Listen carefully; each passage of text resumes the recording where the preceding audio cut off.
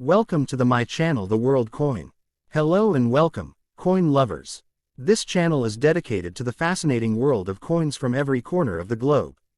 From ancient currency to modern mints, rare finds to everyday coins, we explore their history, design, and hidden stories. So subscribe now and join our growing community of coin collectors, history enthusiasts, and curious minds.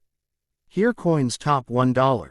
So let's get started. From 1963 to 1969, during the transformative and often turbulent presidency of Lyndon B. Johnson, the story of the United States $1 coin became one of absence, reform, controversy, and historic transition rather than production, because throughout this entire era the U.S. Mint did not issue even a single $1 coin, and the reasons for this are rooted in a deep national economic shift, seen nowhere more clearly than in the sweeping monetary changes introduced by Johnson's administration. To fully understand the situation, one must go back to the early 1960s, when America stood at a crossroads of economic pressure, rising industrial demand for silver, and shifting public behavior regarding coins.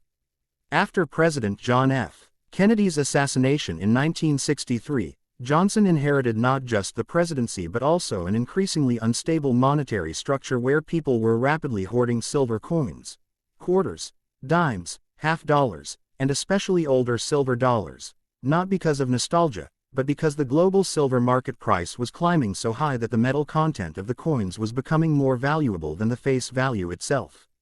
This hoarding crisis caused a severe shortage of coins in circulation, and it threatened the functioning of everyday commerce.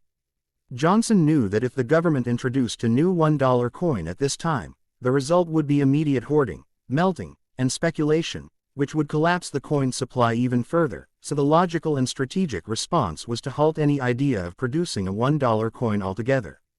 The most dramatic moment of this period came with the passage of the Coinage Act of 1965, one of the most influential monetary laws in modern U.S. history and a core achievement of Lyndon Johnson's presidency. With this act, Johnson removed silver entirely from circulating dimes and quarters and reduced silver content in the half dollar to 40%. Marking the end of traditional 90% silver coinage that had existed for generations. Johnson announced the reform nationwide, assuring Americans that their older silver coins would remain legal tender but warning strongly against hoarding and speculation. He emphasized that money was meant for circulation, not for melting pots. Yet despite his appeals, hoarding continued, and the mint struggled to keep up with public demand. Johnson's team recognized that reintroducing the silver dollar, or even a base metal dollar coin, during this crisis would add unnecessary pressure to an already strained system. The last U.S. silver dollar had been the peace dollar of 1935, and although a secretive attempt to revive the peace dollar in 1964 at the Denver Mint produced the controversial and never-released 1964 silver dollar, Johnson's administration quickly ordered every single coin of that production melted, fearing economic chaos if they entered the market. The existence and later destruction of the 1964 dollar became one of the great mysteries in American numismatics, but officially, not one coin survived, and none were legally released to the public. Throughout Johnson's presidency, the $1 denomination existed only as paper currency, specifically the $1 Federal Reserve note featuring George Washington. These notes became increasingly relied upon as America transitioned away from silver-backed coinage toward a more modern, flexible monetary policy. Johnson strongly believed that shifting from silver to clad coinage was essential for national economic stability, enabling the mint to produce billions of coins without draining shrinking silver reserves.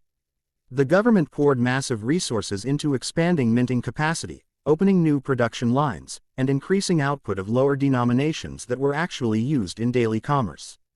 The absence of the $1 coin was therefore not an oversight.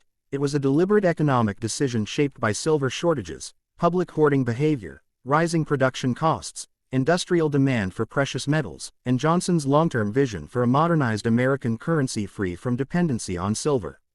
By the end of Johnson's presidency in January 1969, the United States had completely transitioned into the era of clad coinage, and the foundation was set for the next major development in American dollar coin history, the Eisenhower dollar, which finally appeared in 1971, 2 years after Johnson left office. That coin marked the first circulating $1 coin since 1935, proving how long and intentional the pause truly was. Thus, The years 1963–1969 stand as a unique chapter in U.S. monetary history, a chapter defined not by the creation of a new $1 coin, but by the decisive and revolutionary choice not to mint one, a decision deeply shaped by Lyndon B. Johnson's economic philosophy, the silver crisis, national policy reforms, and the transformation of the American monetary system during one of the most crucial eras in modern U.S. coinage history. So please don't forget to like, share, and subscribe. A new coin story awaits you every next day.